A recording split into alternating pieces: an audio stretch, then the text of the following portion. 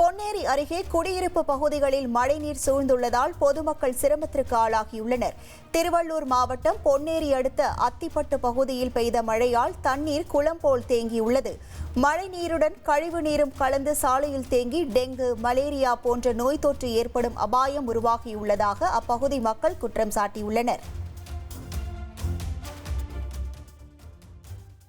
ஒரு நாள் நைட் மழை பெஞ்சதுக்கே இப்படி எல்லாம் ரோட்ல தண்ணி தேங்கிட்டு இருக்கு. இந்த வழியில தான் குழந்தைங்க எல்லாம் ஸ்கூலுக்கு கூட்டு வரோம். இப்ப போட்ட ரோடு, காவா தண்ணி எல்லாம் மிக்ஸ் ஆகி ஒரே ரோடு தண்ணியா தான் இருக்கு. இதுலயே எல்லாரும் குழந்தையில இருந்து பெரியவங்க இருந்து எல்லாம் நாங்களாம் அப்படிதான் நடந்து போறோம். இதுல டெங்கு வராம எப்படி இருக்கும்?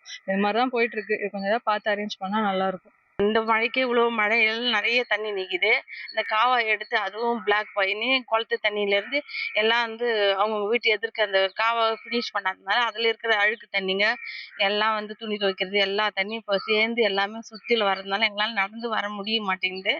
இதனால வியாதி இன்னும் இருக்கிற மழையெல்லாம் எப்படி நாங்க நடக்கிறது? எங்களால வயசானவங்களாம் இப்படி நடக்க முடியல, குழந்தைங்களை ஸ்கூல் கூட்டிட்டு போக முடியல.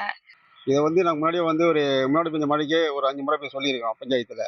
அதுலேயும் எந்த நடவடிக்கை எடுக்கல. இதனால் குளம் தண்ணி வெளியேறுது, அதில் பாம்பு பூச்சிகள் வருது, குழந்தைகள் இருக்குது. இதை இதில் சேக்கடை தண்ணிலாம் வர்றதுனால நம்மளுக்கு நோய் அபாயம் நமக்கு இருக்குது.